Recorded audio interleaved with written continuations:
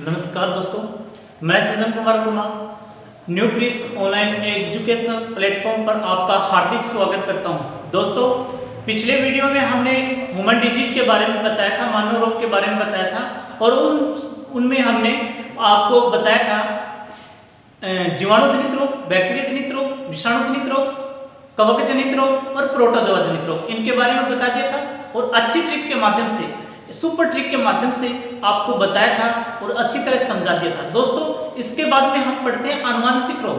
आनुवांशिक रोगों की बात करें तो इसके लिए भी हमने एक अच्छी ट्रिक बनाई है जो आपको आसानी से याद हो जाएगी। दोस्तों, तो बोर्ड पे ध्यान दें। ट्रिक क्या है?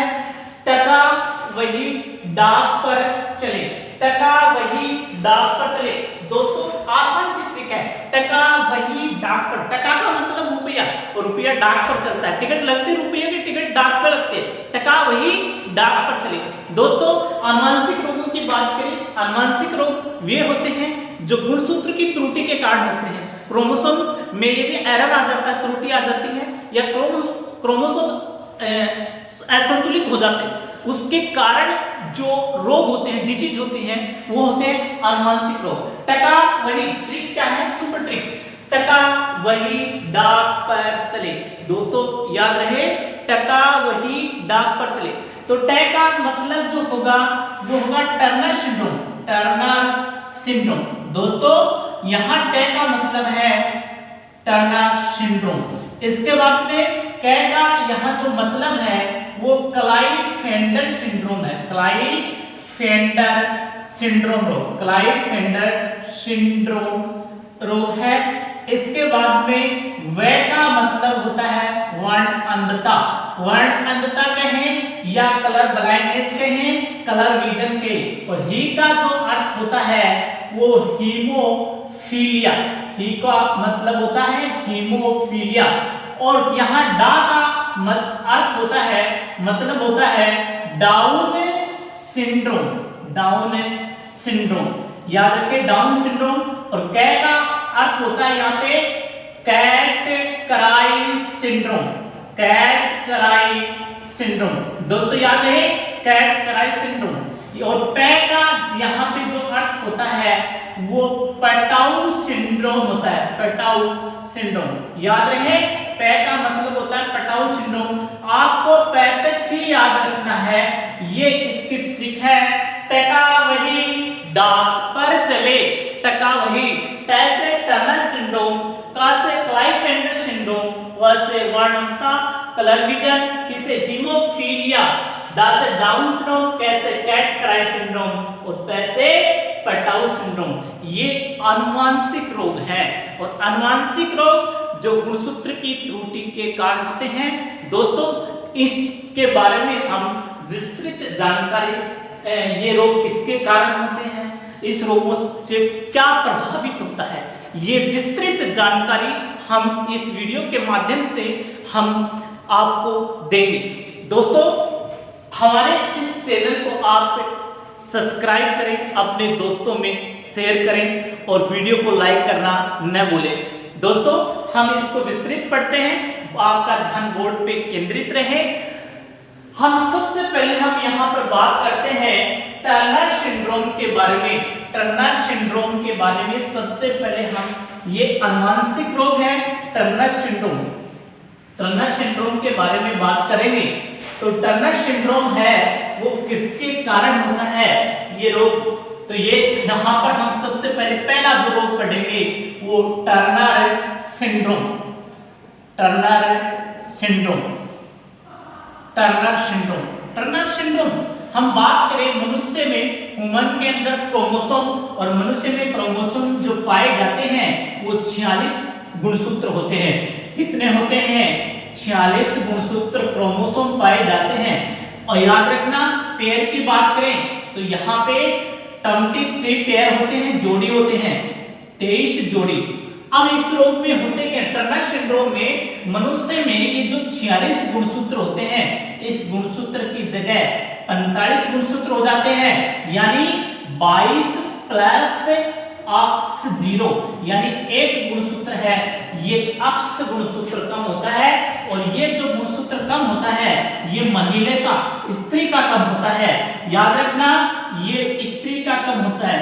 अतः ये जो रोग पाया जाता है ये स्त्री में पाया जाता है। ये भी पूछा जाता है कि टर्नर सिंड्रोम जो रोग होता है ये किसमें पाया जाता है, स्त्री में पाया जाता है। और इसमें गुणसूत्र कितने होते हैं, 45।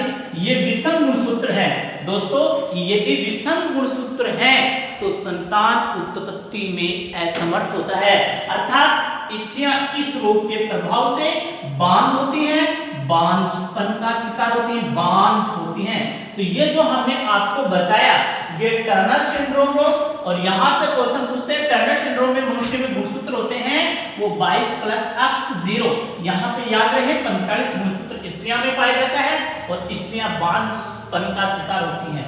इसके बाद में हम बात करें दूसरा, यहाँ पे बात कर रहे हैं दूसरा जो आनुवंशिक रोग है, दूसरा जो आनुवंशिक रोग होता है वो क्लाइफेंडर सिंड्रोम होता है। क्लाइफेंडर सिंड्रोम दूसरा आनुवंशिक रोग है वो क्लाइफेंडर सिंड्रोम रोग है। सिंड्रोम रोग, क्लाइफेंडर सिंड्रोम रोग। याद रहे क्लाइफेंडर सिंड्रोम की बात करें मनुष्य में सामान्यतः है यहाँ पे 46 गुणसूत्र और H गुणसूत्र के प्रभाव से मनुष्य में जो गुणसूत्र हो जाते हैं वो 47 हो जाते हैं, 47 गुणसूत्र हो जाते हैं। यानी 22 + x y ये गुणसूत्र हो जाते हैं। और दोस्तों याद रखना कि ये जो रोग पाया जाता है ये पुरुषों में पाया जाता है, ये पुरुषों में पाया जाता है। इस रोग के प्रभाव से पुरुषों के जननांग अविकसित होते हैं, प्रभाव होता है, प्रभाव से जननांग अविकसित होते हैं, अविकसित जननांग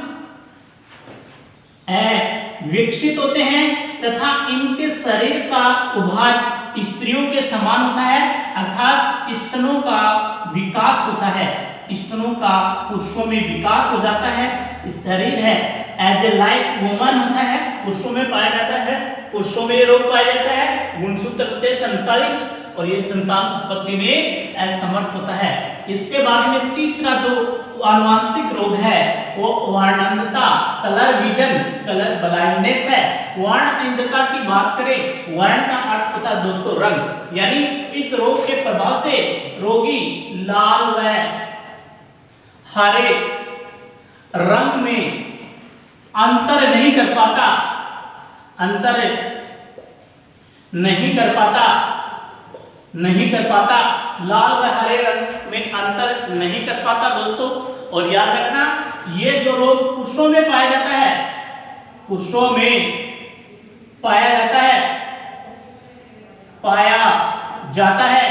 और इस रोग की जो वाहक होती हैं वो स्त्रियां होती हैं, वाहक का कार्य करती हैं वो स्त्रियां करती हैं दोस्तों। इस रोग की वाहक का जो कार्य करती हैं वो स्त्रियां करती हैं, पुरुषों में पाया जाता है। और लाल व हरे रंग में इस रोग के प्रभाव से, याद रखना ये जो रोग होता है ये पुत्रों के पुत्रियों में पाया जाता है, एक पीढ़ी को छोड़कर दूसरी पीढ़ी में आता है और ये वाहक स्त्रियां होती हैं। तो याद रखना ये वर्णांधता रोग है जो एक आनुवंशिक रोग है। इसके बाद में हम बात करते हैं अगले आनुवंशिक रोग के बारे में, और अगला जो आनुवंशिक रोग है वो है हीमोफीलिया। हीमोफीलिया, हीमोफीलिया रोग की बात करें, हीमोफीलिया जो रोग होता है, याद रखना मनुष्य शरीर का कोई भी अंग कट जाए, यदि मनुष्य शरीर का कोई भी अंग कट जाता है तो निरंतर रक्त बहता रहता है, कुछ निरंतर रक्त बहता रहता है, रक्त बहने से उस मनुष्य की मृत्यु हो जाती है। हम बात करें रक्त बहने से मनुष्य की मृत्यु हो जाती है, यानी इसमें रक्त का थक्का नहीं बन पाता, थक्का नहीं बनता, नहीं बनता और मृत्यु हो जाती है। याद रहे यह रोग सबसे पहले महारानी विक्टोरिया में पाया गया था, महारानी विक्टोरिया में पाया गया था। और महारानी विक्टोरिया एक रॉयल फैमिली से बिलोंग करती थी, और रॉयल फैमिली या हिंदी में बोले तो शाही परिवार से बिलोंग करती थी और शाही परिवार से बिलोंग करने के कारण इस रोग को हम शाही रोग, रॉयल डिजीज के नाम से भी जानते हैं, शाही रोग। और याद रखना ये रोग 97% पुरुषों में पाया जाता है, पुरुषों में, और 3% महिलाओं में पाया जाता है। ये याद रहे कि महारानी विक्टोरिया में ये रोग महारानी विक्टोरिया की मृत्यु इसी रोग के कारण हुई थी, हीमोफीलिया। इसमें मनुष्य शरीर में कोशिका कोई भी अंग कट जाने से रक्त का प्रवाह होता रहता है और अंत में रोगी की मृत्यु हो जाती है। हीमोफीलिया एक आनुवंशिक रोग होता है। इसके बाद में हम बात करें टका वही डाक, डाक का मतलब होता है down syndrome. Down syndrome, down syndrome के बारे में दोस्तों पीछे आरएस के एग्जाम में पूछा जा चुका है। डाउन सिंड्रोम के बारे में ये रोग होता कैसे है, याद रहे ये रोग 21वें गुणसूत्र की त्रुटि के कारण होता है। यानी 21वें गुणसूत्र में यदि द्विगुणित 21वें द्विगुणिता हो जाए, द्विगुणिता हो जाए 21वें गुणसूत्र में तो ये रोग होता है। याद रखना 21वें गुणसूत्र की पुनरावृत्ति भी कह सकते हैं, 21वें गुणसूत्र की त्रुटि भी कह सकते हैं, डाउन सिंड्रोम। और प्रभाव क्या होता है, प्रभाव होता है इस रोग के प्रभाव से बच्चे होते हैं मंद बुद्धि वाले होते हैं, मंद बुद्धि वाले तोतले होते हैं, तोतले, तथा शरीर का ढांचा अस्त व्यस्त होता है। सही प्रकार से शरीर का ढांचा नहीं होता, अस्त व्यस्त होता है। तो याद रहे शरीर का ढांचा। और ये जो प्रकृति जो पाई जाती है, ऐसे लक्षण जो पाए जाते हैं ये मंगोलिया प्रजाति में पाए जाते हैं। अतः डाउन सिंड्रोम को मंगोलिज्म रोग भी मंगोलिज्म रोग भी कहते हैं। डाउन सिंड्रोम रोग को मंगोलिज्म रोग भी कहा जाता है। दोस्तों ये डाउन सिंड्रोम रोग ये 21वें गुणसूत्र की त्रुटि या द्विगुणिता के कारण या पुनरावृत्ति के कारण जो रोग होता है वो डाउन सिंड्रोम रोग होता है। तो हम अभी तक जो पढ़ चुके हैं टर्नर सिंड्रोम, क्लाइफेल्टर सिंड्रोम, वर्णनता, हीमोफीलिया, डाउन सिंड्रोम। इसके बाद में जो आनुवंशिक रोग आता है वो कैट-क्राई सिंड्रोम आता है। कैट-क्राई सिंड्रोम, कैट का मतलब बिल्ली और क्राई का मतलब चिन्हा, यानी ये रोग होता है। इस रोग में बच्चों के रोने की जो आवाज होती है वो बिल्ली की आवाज के समान होती है। तो अगला जो आनुवंशिक रोग है कैट-क्राई सिंड्रोम रोग। कैट-क्राई सिंड्रोम की बात करें, ये रोग होता है ये 5वें गुणसूत्र की त्रुटि, 5वें गुणसूत्र की त्रुटि के कारण होता है। याद रखें इस रोग के प्रभाव से, इस रोग के प्रभाव से बच्चों के रोने की आवाज, बच्चों के रोने की आवाज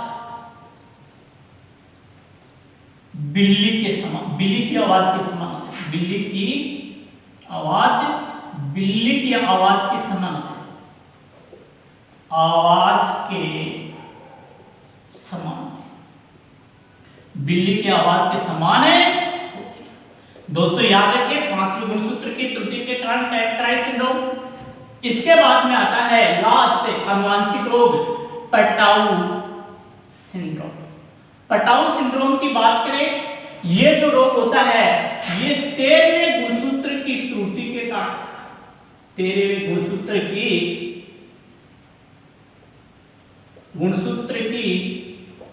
त्रुटि के कारण। याद रहे दोस्तों इसमें इस रोग के प्रभाव से, इस रोग के प्रभाव से ऊपर का होठ फटा हुआ, ऊपर का ओठ फटा हुआ होता है, फटा हुआ होता है तथा हाथ पैर के तलवे की त्वचा फटी हुई थी। हाथ पैर के तलवों की त्वचा फटी हुई होती है, त्वचा फटी हुई होती है। ये थे आनुवंशिक रोग। टका वही डाक पर चले। हमने अभी बताया कैटकराई सिंड्रोम ये 5वें गुणसूत्र की त्रुटि के कारण, और पेटाउ सिंड्रोम जो होता है ये 13वें गुणसूत्र की त्रुटि के कारण होता है। दोस्तों हमने अभी तक आपको आनुवंशिक रोग बताए। आनुवंशिक रोगों में पहला बताया टर्नर सिंड्रोम, क्लाइफेंडर सिंड्रोम दूसरा, इसके बाद में वर्णनता बताया, हीमोफीलिया बताया, डाउन सिंड्रोम बताया, कैटकराई सिंड्रोम बताया और पेटाउ सिंड्रोम। ये आनुवंशिक रोग है और ये गुणसूत्र की त्रुटि के कारण होते हैं। दोस्तों इसके बाद में हम बात करते हैं, इसके बाद में हम रोगी पढ़ रहे मानव रोग, ऐसे रोग जो बाह्य कारकों से होते हैं, बाह्य कारकों से होते हैं। बाह्य कारक जैसे हम बात करते हैं बढ़ते हुए प्रदूषण के कारण, या फिर हम बात करें कुछ ऐसे खाद्य पदार्थों का हम सेवन कर लें जिसके कारण बाह्य का वो भी बाह्य कारक होंगे, जिसके कारण अन्य रोग होते हैं, यानी अदर डिजीज, अन्य रोग। अदर डिजीज की बात करें, अदर डिजीज की हम बात करें तो उसमें सबसे पहले हम आपको बताते हैं मिनी माटा रोग। मिनी माटा रोग, मिनी माटा रोग क्या? इसके लिए हम बता दें यदि मनुष्य शरीर में पारे की अधिकता, पारे की अधिकता, यदि पारे की अधिकता हो जाए तो मिनी माटा। अब इसके प्रभाव से होता क्या? इसके प्रभाव से रोगी पागल हो जाता है, रोगी पागल हो जाता है, मस्तिष्क का नियंत्रण खो देता है, पागल हो जाता है और अंत में मृत्यु हो जाती है। अंत में मृत्यु हो जाती है। तो याद रहे पागल हो जाता है, मस्तिष्क से प्रभावित होता है। अब ये मिनी माटा रोग का नाम क्यों पड़ा दोस्तों? दोस्तों एक बार पारे से भरा हुआ, मरकरी से भरा हुआ जहाज एक्सपोर्ट या इंपोर्ट के लिए जा रहा था, तो समुद्र में तूफान आने से वो जहाज पानी में डूब गया और समुद्र की सीमा मिनी माटा की पहाड़ी से लगती थी। अब उसमें जो समुद्र में रहने वाली मछलियों ने उस पारे को खा लिया। मिनी माटा की पहाड़ी पर रहने वाले आदिवासी लोगों का मुख्य खाद्य जो था मछली पकड़ना और खाना था। अब उन मछलियों को इनडायरेक्ट रूप से वो लोग पकड़ने लगे, पकड़ते थे, उनको खाते थे, तो इनडायरेक्ट रूप से उनके शरीर के अंदर पारा चला गया और पारा चला गया, वो लोग पागल होने लगे और धीरे धीरे उन लोगों की मृत्यु होने लगी। इसलिए इस रोग का जो नाम पड़ा वो मिनी माटा रोग नाम पड़ा। दोस्तों ये बाह्य कारक होता है पारा और इसके कारण जो रोग होता है वो मिनी माटा होता है। दूसरा अन्य डिजीज के अंदर आता है गलगंड या घेंगा, गोइटर रोग भी बोलते हैं, गोइटर भी कहते हैं, गलगंड या घेंगा भी कहते हैं। दोस्तों ये जो रोग होता है आयोडीन की कमी के कारण, आयोडीन की हमारे शरीर में कुछ खनिजों की एक संतुलित मात्रा होनी आवश्यक है और उनमें लोहे की भी जरूरी है, सोडियम भी शरीर के लिए जरूरी है, फास्फोरस भी जरूरी है, आयोडीन भी जरूरी है। तो आयोडीन की यदि कमी हो जाए तो गलगंड घेंगा। अब इससे आयोडीन की कमी से मनुष्य के थायरॉक्सिन हार्मोन में कमी हो जाती है, थायरॉक्सिन हार्मोन में कमी होती है। थायरॉक्सिन हार्मोन में कमी होने से थायराइड ग्रंथि होती है। यह फूल करे, मोटी हो जाती है, गले में सूजन आ जाता है, इसे गलगंडिया घेंगा। याद रहे दोस्तों, महत्वपूर्ण प्रश्न है। थायराइड है ये सबसे बड़ी अंतःस्रावी ग्रंथि है, और सबसे बड़ी ग्रंथि की बात करें तो यकृत होती है। ये सबसे बड़ी अंतःस्रावी ग्रंथि है। मिनीमाटा रोग के बारे में बता चुके, गलगंडिया घेंगा रोग जो बाह्य कारकों से, इसके बारे में हम बात करते हैं। अदर डिजीज के बारे में अगली जो आता है वो आता है मधुमेह रोग, शुगर, डायबिटीज।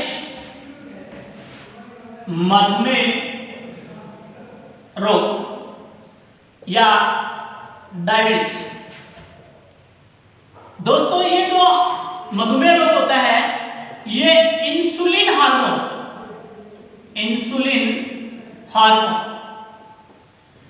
की कमी या अधिकता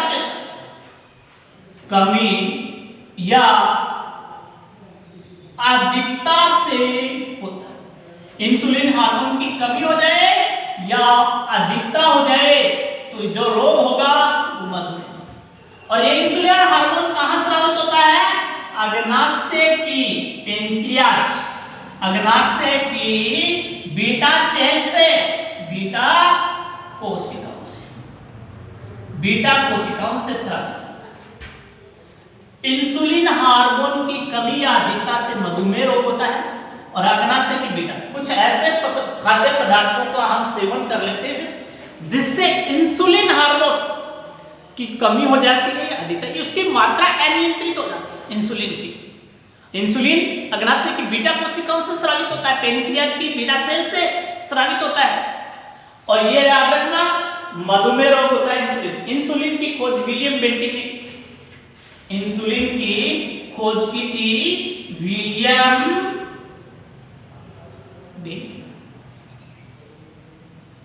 बेंटिक। इसके बाद में हम बात करते हैं अन्य कारकों से। कैंसर, अगला जो रोग आता है वो कैंसर। कैंसर की हम बात करें तो कैंसर कैसे होता है? हमारे शरीर में सेल डिवीजन होता है, कोशिका विभाजन, और ये सेल डिवीजन होता है, ये कंट्रोल होता है, नियंत्रित होता है। और बाह्य कारकों से, सूर्य से आने वाली पराबैंगनी किरण, डिस्पोजल का उपयोग, बढ़ते CFC का प्रयोग, या ये कहें हम कुछ ऐसे खाद्य पदार्थ होते हैं जैसे तंबाकू होता है, अल्कोहल होता है, इनका सेवन करने से हमारे शरीर की कोशिकाएं अनियंत्रित हो जाती हैं। और अनियंत्रित होने से जो नियंत्रित कोशिका होती है, नियंत्रित कोशिका और अनियंत्रित कोशिका दोनों मिलकर अबुर्द का निर्माण,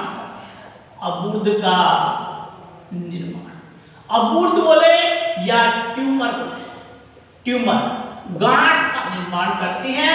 और ये ट्यूमर या अबुर्द कैंसर का रूप होता है।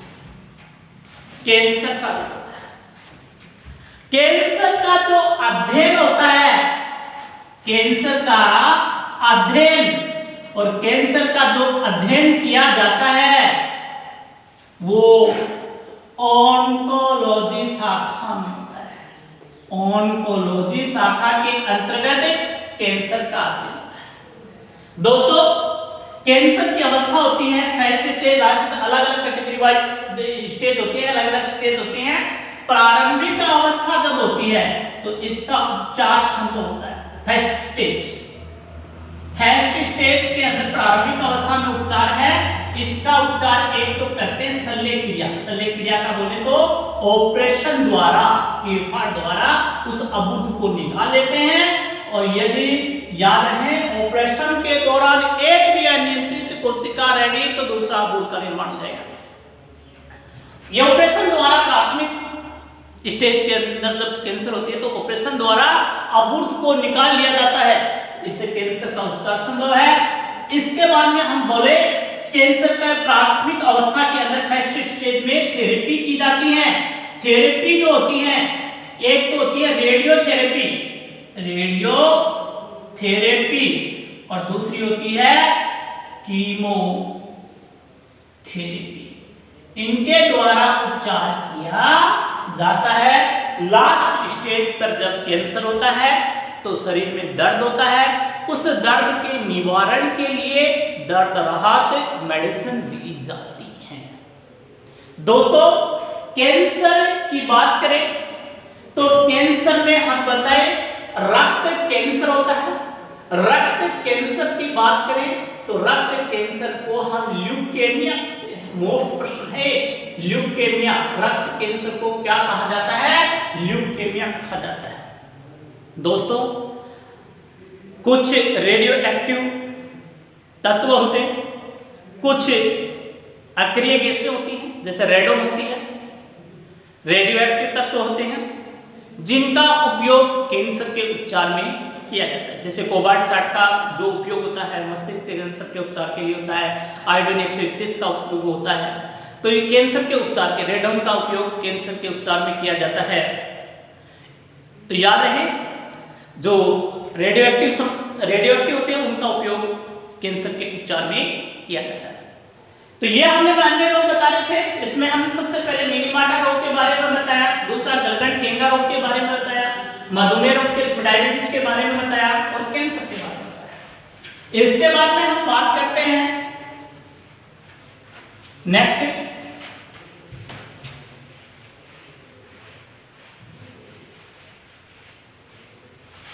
इसके बाद में आता है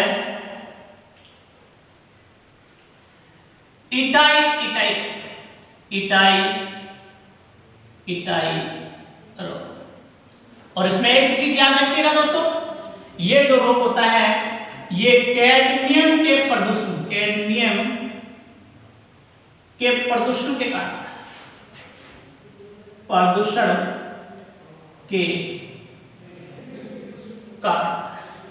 कैडमियम के प्रदूषण के कारण होता है। एनीमिया रोग, यह रोग शरीर में लोहे की कमी के कारण, यदि शरीर में लोहे की कमी हो जाए तो एनीमिया रोग होता है।